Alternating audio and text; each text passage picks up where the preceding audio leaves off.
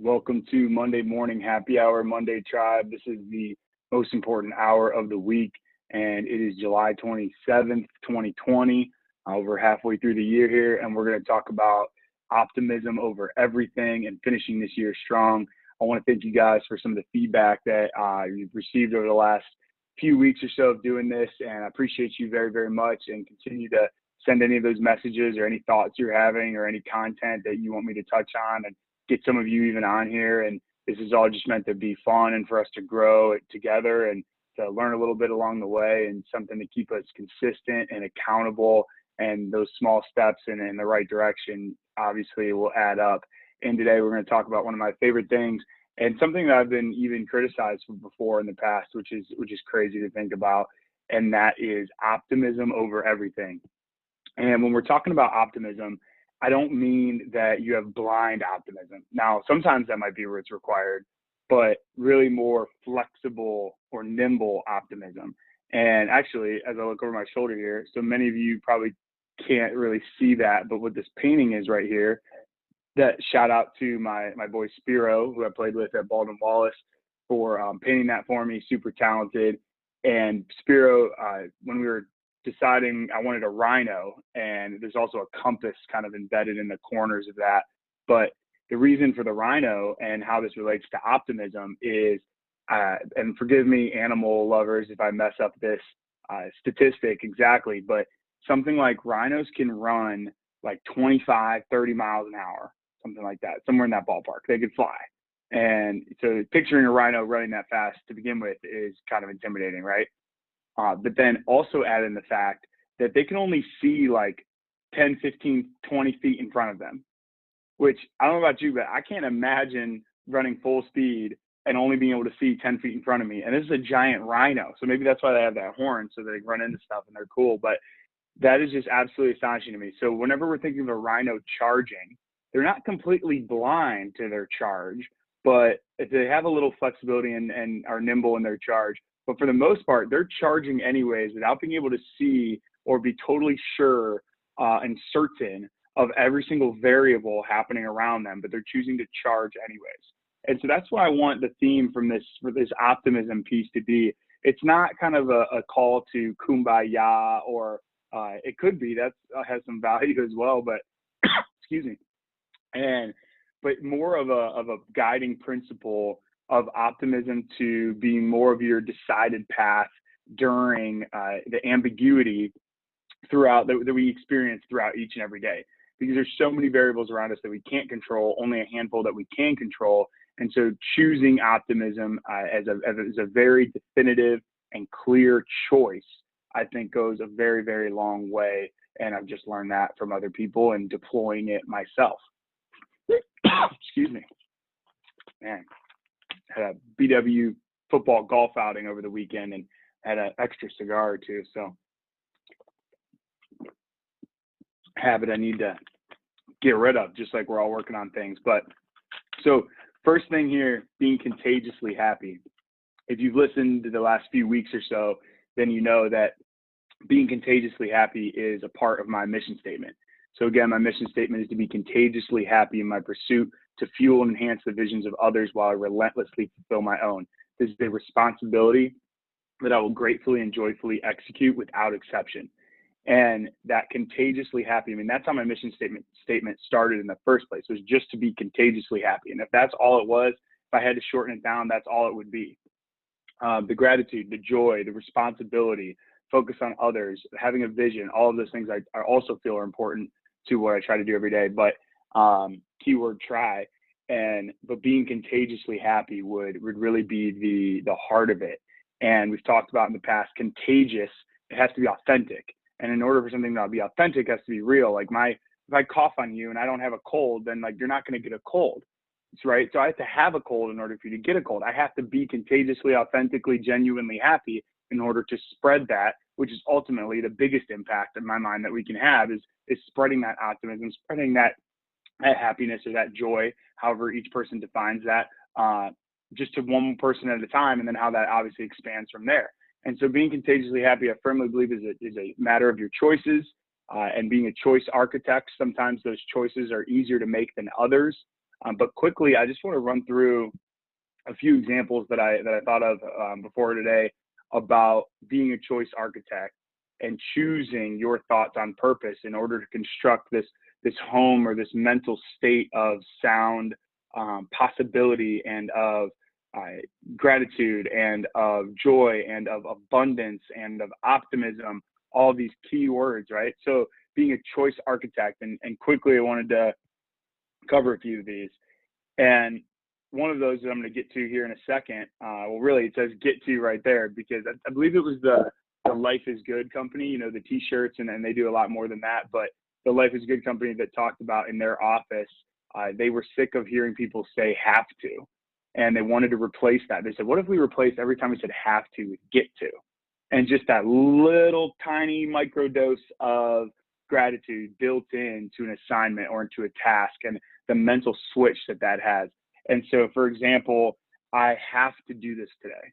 I have to do the laundry today versus I get to do the laundry today. Or I have to drive my brother to his soccer practice versus I get to drive my brother to his soccer practice. So that's an example. Or other just examples of being a choice architect could be, you know, I'm nervous to talk to so-and-so. I'm really scared to talk to them, versus turning that into, this is going to be a challenging conversation. What can I learn from it? And how much better will I feel when it's complete and I'm closer with that person?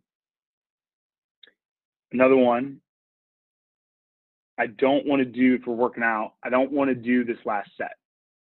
Wow, last set, almost done. Let's finish strong.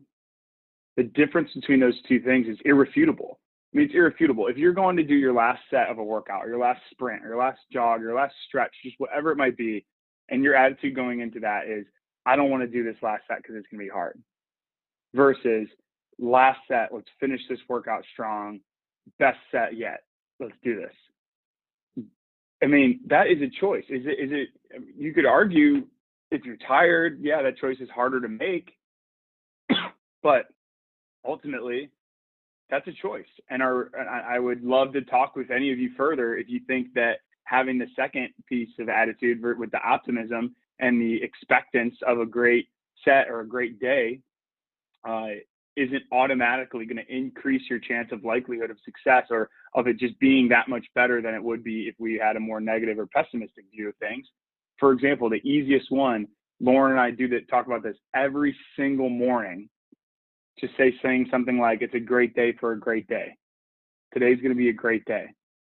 Wow, another great day. Versus like, oh man, today's going to suck.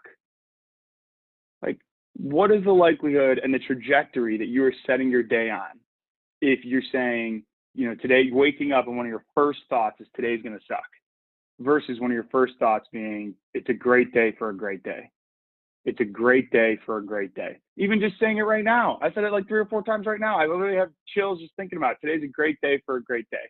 And that's the whole point of being here. Monday morning happy hour. It's the whole point. Today's a great day. Today's a great Monday. Today's a great day to have a great day, to have a great week, to have a great month, to have a great quarter, to have a great year, to have a great life.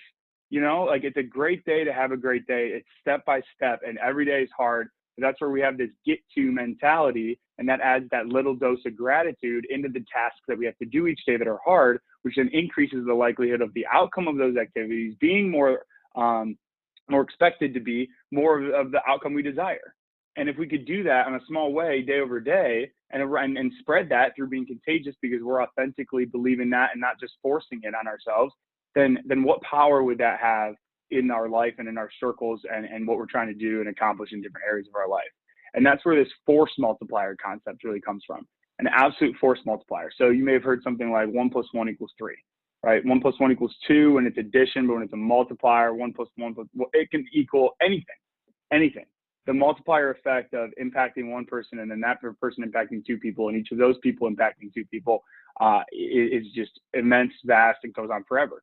And so being a force multiplier by the choices that you're making, it makes you become an enabler for other people to be able to make those choices as well, and make them quicker and make them stronger and make them feel more believable and be more confident all to reach a more expected outcome and to be more optimistic whenever they have those shortfalls.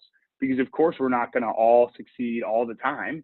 In fact, most of the time, most successful people are the ones failing more than other people, which is kind of screwed up to think about. That's kind of the whole concept of the master has failed more times than the beginner has even tried. And whoever fails the most often ends up being the most successful. And that's where the difference between messing up and giving up comes into play. There's a really good book called Shoe Dog, which is Phil Knight's story about Nike. And I definitely encourage you guys to read that or listen to it. I really enjoyed listening to it. Absolutely phenomenal book about just a huge company. We've talked about, you can't even go a day without seeing a Nike check. Like, there's one right there. If you're watching this, you already have. But Phil Knight, wasn't anything special. The dude sold encyclopedias out of his car for a little while before getting this thing going, and wasn't anything special. He had a lot of the same challenges that any growing business does. In fact, even more, especially as you continue to grow and continue to get a target on your back, and they certainly did. And just what they're able to overcome and messing up, or the different challenges, whether they mess them up or not, versus giving up, is really the whole thing. And because ultimately, the only way you fail in any pursuit of any goal is if you give up. We've all heard that before, but just here's your daily reminder. Messing up and giving up are not the same thing. This is something that I personally need to put a lot of work into, continuous work into, because I mess up a lot and I really don't like it. It pisses me off, fires me up.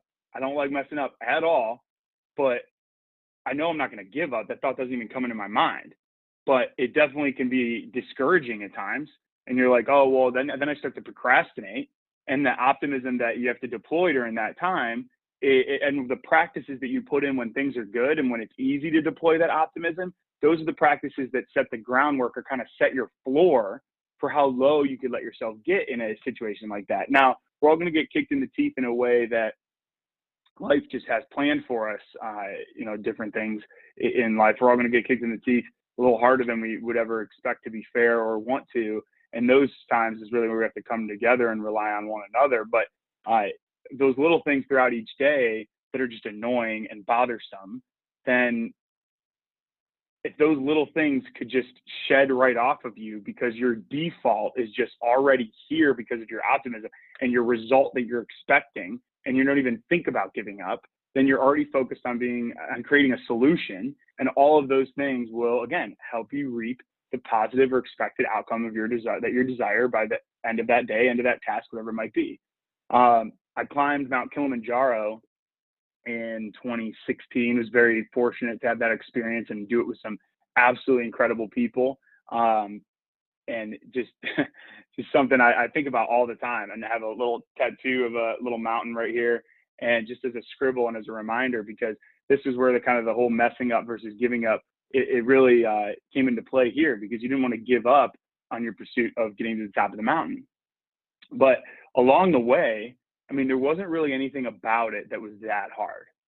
There wasn't anything about climbing Mount Kilimanjaro that was that hard. So to give you guys a little bit more context, it's not Mount Everest. When I first told my mom I was going to climb Kilimanjaro, she's like, absolutely not. You're not climbing Mount Kilimanjaro. You're not climbing Everest, Kilimanjaro. No.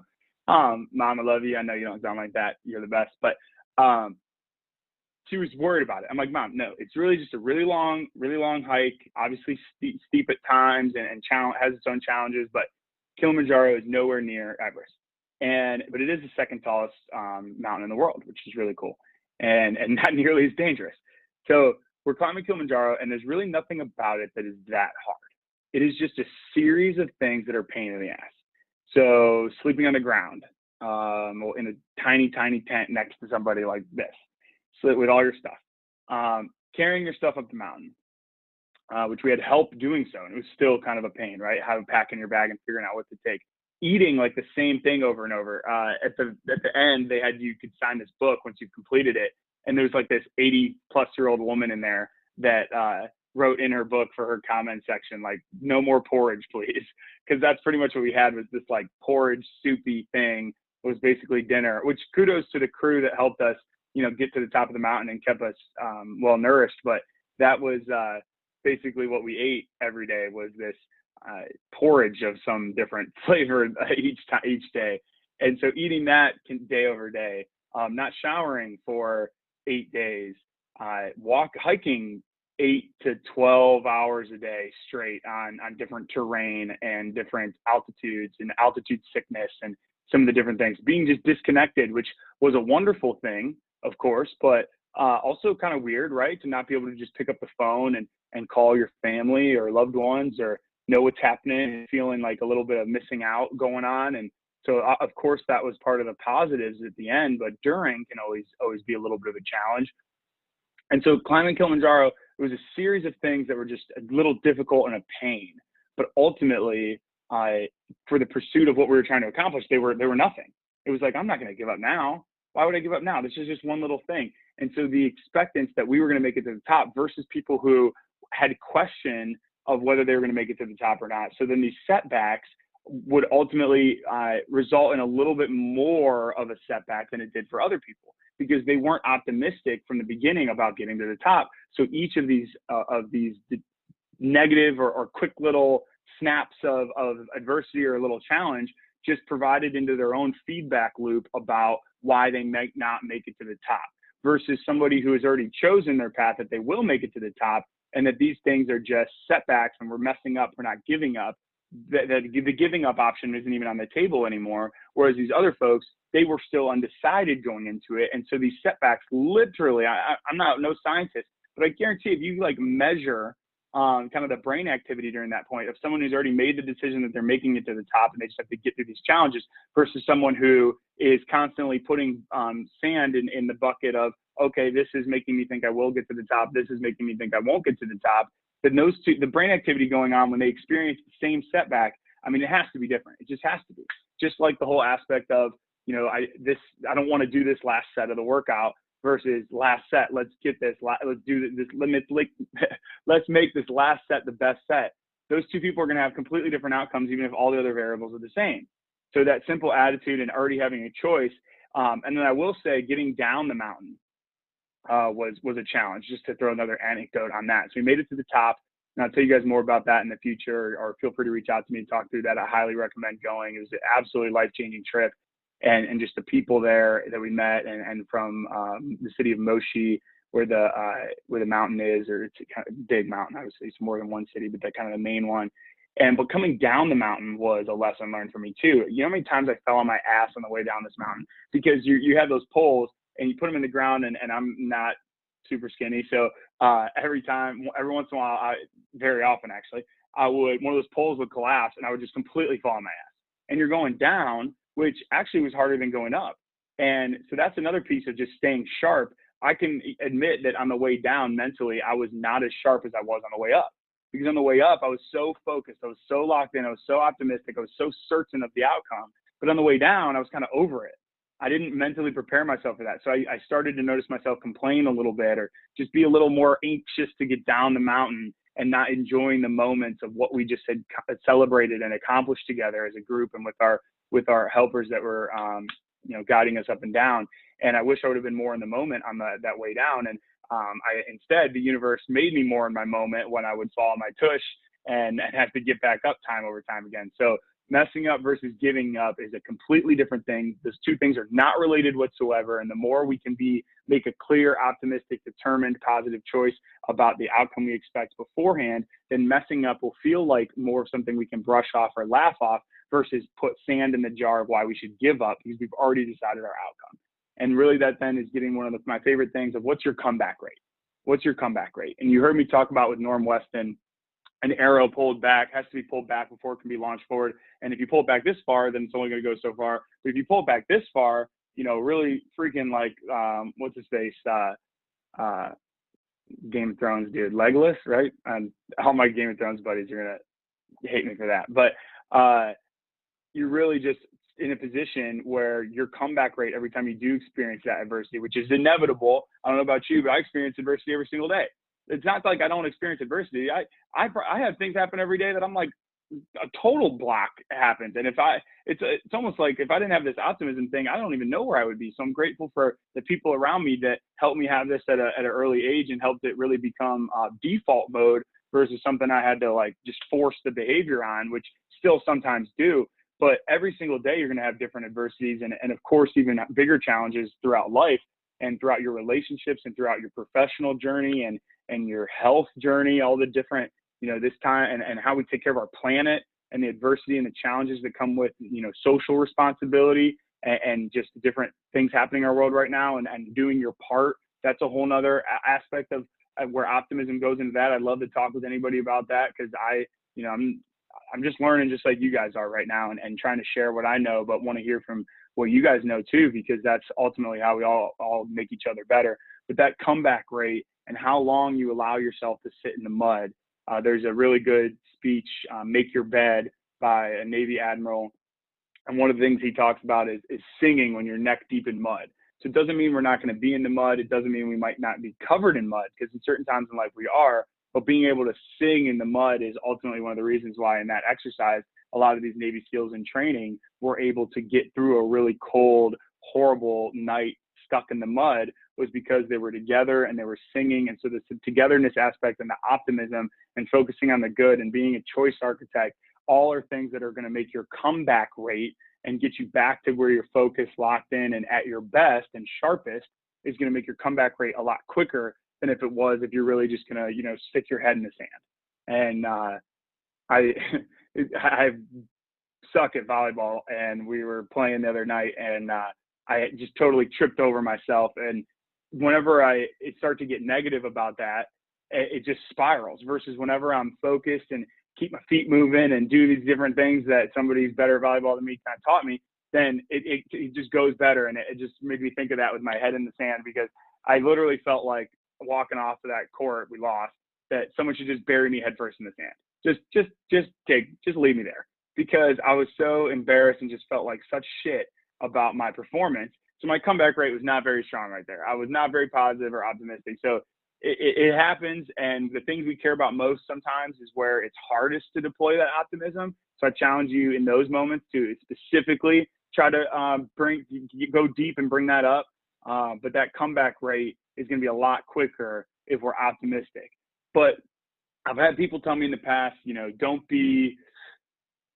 too optimistic, or you have your head in the clouds. That's one of my freaking favorite things. Whenever someone tells me I have my head in the clouds, I'll be like, great. I love having my head in the clouds. Clouds is a great place to be. I'd rather have my head in the clouds than in the dirt. I just talked about that. But having my head in the clouds, that's something that many people in the past have told me, handful of people in the past have told me, and they definitely did not mean it in a positive way. And having my head in the clouds is something that the more I've started to mature and realize things that about just living life, that I could see a little bit of what they meant, and that optimism isn't always going to be the answer, at least not by itself. I firmly believe it could always help every situation, but at least not by itself, because there's this principle, the Stockdale principle. And this is something that really clicked for me, because I started to think about, I was so optimistic about certain outcomes and confident in certain outcomes that sometimes I wouldn't do what was necessary to create that outcome, if that makes sense. So I was so confident that I would clean my room by Friday that I wouldn't clean my room on Tuesday, when I could have just cleaned my room on Tuesday. And that's a bad example, but just different things that almost allowed me to procrastinate more, because I was confident and optimistic about the outcome. So, my dad's not going to get mad at me that I didn't mulch today, even though I said I was, because I'm optimistic that he will respond more positively, and then I'll be able to talk to him about why I didn't do the mulch today. My dad used to put the mulch right underneath the basketball hoop, so you couldn't play basketball until you mulched. But at one point, it would be like the perfect height that you could shoot, and it would kind of roll back to you and be like its own rebounder. So joke was on him, but he was going to be very happy if I didn't do the mulch when I said I was going to. But sometimes optimism or confidence were reasons why I didn't handle a situation up front the way that I probably should have or could have, that would have been optimal, right? The word optimal and optimism. Isn't it weird that the word optimal and optimism have the same roots? I'm not an English major, but that optimal means, and my definition, at least, optimal is like best possible scenario, best, just the best, not just good. And there's this little thing, optimal, best case scenario all around. So isn't it weird that optimal and optimism have the same root of the word. Like, go freaking figure. And so it wouldn't have been an optimal result if I was thinking, oh, well, it's okay because I'm confident or I'm optimistic about this still happening the way it's supposed to, but not right now, or not when it was originally supposed to. When if it could have been, and if you apply that to different things in life, and I don't procrastinate or I don't rely on that confidence or optimism later, what could have been accomplished sooner? What could have evolved faster? How could that have helped other people? And so this Stockdale paradox has really helped me a ton. And I want to read it for you so I don't mess it up. And this just absolutely clicked because I wasn't willing to give up the optimism. It was something I was never willing to give up. And at times I'm like, man, really? I should really be thinking more honest or realistic. Ugh, I hate the word realistic. Absolutely can't stand it. So, but it was creeping in. I'm like, maybe I should be a little more realistic until I realized this Stockdale paradox. And he was a prisoner of war. Go ahead and Google this for yourself if you want to. But he was talking about being at camp and a balance of optimism versus, because the people who are optimistic sometimes will they couldn't handle the disappointment whenever they didn't get out of the prisoner of war camp and other things. So the quote goes, "You must never confuse faith that you will prevail in the end, which you can never afford to lose, with the discipline to confront the most brutal facts of your current reality, whatever they may be." So one more time, the Stockdale paradox is you must never confuse faith that you will prevail in the end, which you can never afford to lose, with the discipline to confront the most brutal facts of your current reality, whatever they may be. And this is one that every single day I think about, what being optimistic, but what needs to get done? What work needs to get done?